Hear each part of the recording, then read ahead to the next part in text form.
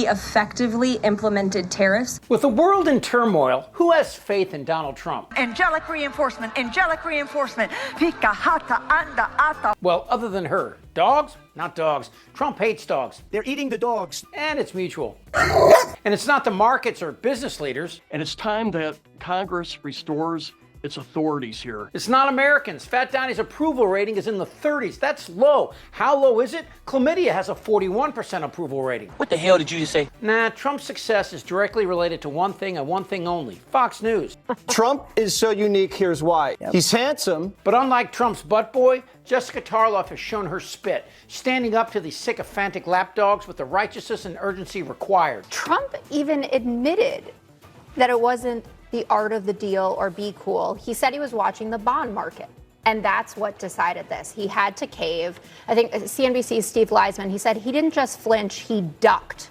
There are trillions still lost. And our very own Charlie Gasparino has been on for the last couple of hours saying that he wished it weren't so, but that the truth is that the White House capitulated. We still have tons of tariffs on, even our closest trading partners. They still don't make any sense. There's a lack of clarity on the specific numbers for Mexico and Canada. But what always sticks out to me when we go on this, on this Trumpian merry-go-round is the ritualistic humiliation that he subjects the people who work for him to. So Besson says this was the plan all along. So you were okay then with being made out to be a complete liar because you've been doing interviews on our network, going on the Sunday show, saying absolutely not, that we're not capitulating on this. We're not going back on it. Caroline Levitt calling fake news as recently as yesterday. Lutnick, he was on with you multiple times, it felt like, or it was the world's longest interview, talking about how this isn't a joke and, we'll be a manufacturing economy, which we don't even want to be. And I'm looking at how we got to this point, and obviously the market had to do it, the bond market in particular, once Japan started selling them off. And did you know earlier this afternoon that Greek bonds were a safer investment than U.S. 30 years? Can you believe that? The Greeks? Jessica, you don't even know what you're talking about. Yes, I do. You don't even know what a bond is. What a condescending prick. She knows what a bond is. What I find remarkable is how well Jesse Waters speaks with Trump's dick in his mouth. And I say this with a unblemished record of heterosexuality. Let's hear more. How this isn't a joke and, we'll be a manufacturing economy, which we don't even want to be. Okay, let's put all this in perspective. And you know what? I don't really care about my 401k today. You know what? Not that I can afford it, not that it isn't important, not that I'm not at a point in my life when I should be worried about my 401k, because I am. But this is what I believe. I believe in this man. Fox News' Judge Jeannie is pathetically perfect, uninformed on the topics, but that stupid is supported by a level of dumb usually reserved for Trump's closest advisors. Oh, it isn't truth. Truth isn't truth. Jessica Tarlov is right. Trump and his oligarchs don't want traditional manufacturing to come back because it involves paying workers. And we know how Man-Titties feels about that. I know a lot about overtime. I'd hated to give overtime. I hated it. I'd get other people, I shouldn't say this, but I'd get other people in, I wouldn't pay. I hated it. And American workers aren't going to make iPhones for what Chinese pays their workers. The average iPhone is assembled by a teenager in China making $1.25 an hour. And oh yeah, they're killing themselves, literally killing themselves. A growing number of these workers are either killing themselves or trying to. And American workers can't make sneakers or clothes anywhere near what we can make them for in other countries. And Trump knows this because Americans won't work long hours in factories. Well, undocumented Americans will, but we're sending them to Salvadoran prisons. With no known criminal history. No criminal history and no explanation. No explanation whatsoever. So who will pick the fruit? Who will pluck dead fowl on a Mississippi chicken farm for $30 a day? Your snotty 20-year-old? No, they want robots. Country is focused on, you realize trillions of dollars of factories are going to be built in America. That's huge GDP. The factories being built in America are huge. That takes GDP. years. And you've said that robots are going to fill those jobs.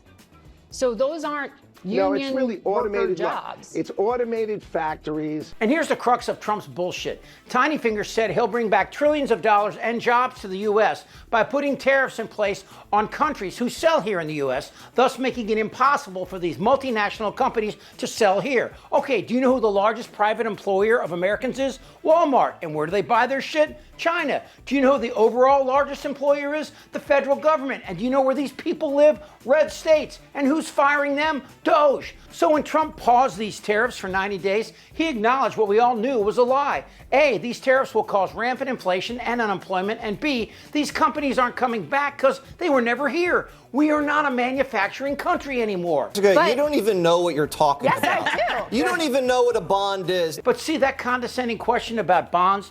Well, bonds are at the heart of why the market was down 1,000 points after the huge bump yesterday. When bonds are threatened, the whole game is in jeopardy. It threatens the very core of our economy. That's why the market dropped 1,000+ points after that rebound. There's zero confidence in what Trump knows and what he's doing. And no one but these miserable, ass-kissing sycophants believes Trump for one simple reason. He's not only a liar, he's a horrible liar. Imagine if Trump were a used car salesman and you were on the lot with him. He's trying to sell you a piece of shit that you test drove and it died before you could get it off the lot. Trump would look at you and declare that you're the problem and then try to sell you 10 more cars that did the same thing. You see, you can't tell Americans that Walmart and Nike need to come back to the U.S. from China and Vietnam because they were never here. These companies would not exist, nor would the millions of jobs they produce here, were it not for China, Vietnam, Cambodia, India, etc. And while Republicans love to blame immigrants for our troubles, that's another lie. America is for Americans and Americans only. You want to cripple the U.S., impose tariffs, and deport the core of our labor market, and presto, you got shit. What does happen when you put tariffs on goods and you stop immigration and force migrants to leave? Isn't that going to be inflationary?